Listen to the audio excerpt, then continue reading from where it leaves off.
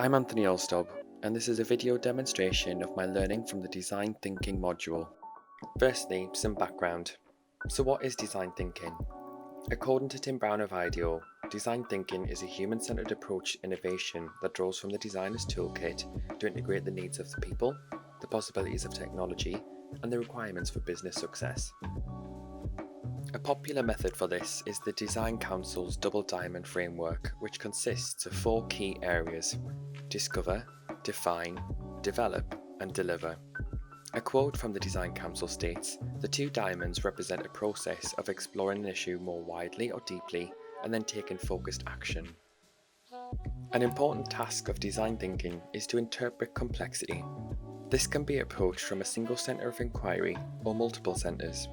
A popular method is Tony Busson's radiant mind mapping. However, this method only allows you to look at a situation from a single perspective, whereas multiple centres of inquiry allow you to explore a network of concepts, not just one central point. This creates a more complex understanding of a problem. However, with complexity comes cognitive span limitations. The magic number 7 ± 2 is a paper by George A. Miller, a psychologist of Harvard, wrote in 1956. He stated that the mind has short-term memory span of around 7 things at a time, or as he named it, the span of absolute judgment. He stated in his paper, the 3 most important of these devices are A, to make relative rather than absolute judgments, or, if that is not possible, B, to increase the number of dimensions along which the stimuli can differ, or C, to arrange the task in such a way that we make a sequence of several absolute judgments in a row. Centrifuge is a subjective analysis process to help define problem space. This, in the context of the Double Diamond Framework, is part of the define phase, which in turn prioritizes key factors to take into the second diamond, commonly known as the solution space. In a paper by Stuart English titled Mapping Key Factors in Value Innovation, he states, designers need to find ways to focus their attention on precisely what matters, at the same time excluding what does not matter. This insight draws on the need for centrifuge to help prioritize attention. In short, design thinking is about gathering and analysing data, framing what is important, and using that framing to make informed expert choices.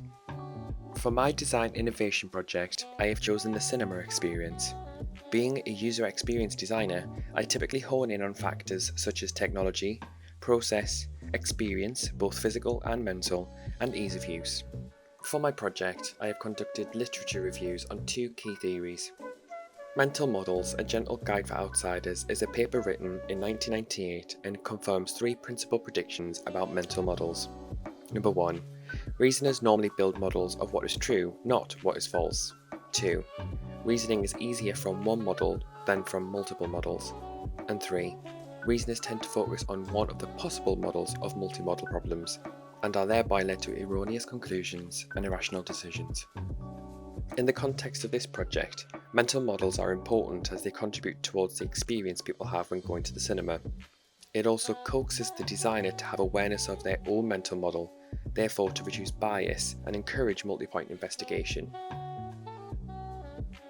Qualia is an individual's sensory experience of the conscious world. The philosopher Daniel Dennett talks about qualia in his paper Quinning Qualia, in which he said, "Qualia is an unfamiliar term for something that could not be more familiar to each of us, the way things seem to us." He states qualia contain the following aspects. They are ineffable, intrinsic, private, and are directly or immediately apprehensible in consciousness. Going to the cinema is an experience in itself, which is why qualia is an important factor for this project. What makes it exciting?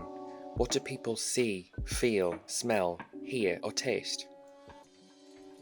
I firstly created 5 fields of inquiry for my project, which are motivations, experience, facilities, competition and market, and people. Using knowledge from a recent IDEO course, I started by completing 2 tasks.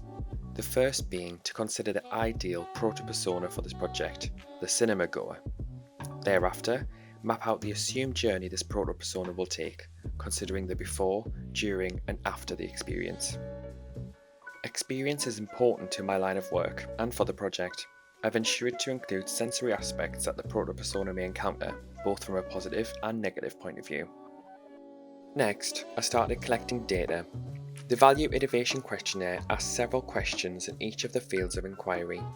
Particular areas of focus were finding out more about why a person might go to the cinema, activities they like to do there like food facilities or arcade games, find out more about their preferences like ideal atmosphere, as well as things they might dislike.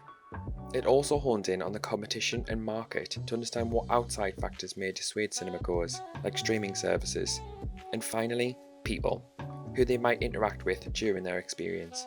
After mapping this data shown here, I then had a value arena to identify themes which later served as the cornerstones of innovation for my project. The analysis of the data found overlap, particularly around experience and motivations. Looking at the data subjectively, I created 5 cornerstones. These were address disadvantages, expected facilities, interaction with people, awareness of the cinema, and atmosphere. I also noted some additional information under each cornerstone where they overlapped, as well as a summary to help frame each of them. This then led to the creation of my design universals. Again, as I am a user experience designer, my areas of focus were more so on the experience itself, such as exploring outside factors like the market, the feelings people encounter, and consideration for areas where human interaction is perhaps preferred over technology, which lends itself to explore further through service design research. Upon reflection, within the user experience field, I can take forward a better appreciation for mental models, particularly around Qualia and where my own biases may affect design judgment. The process of exploring multiple centres of inquiry has taught me to think bigger and to think wider. This could also be applied to activities such as blue sky thinking and design exercises.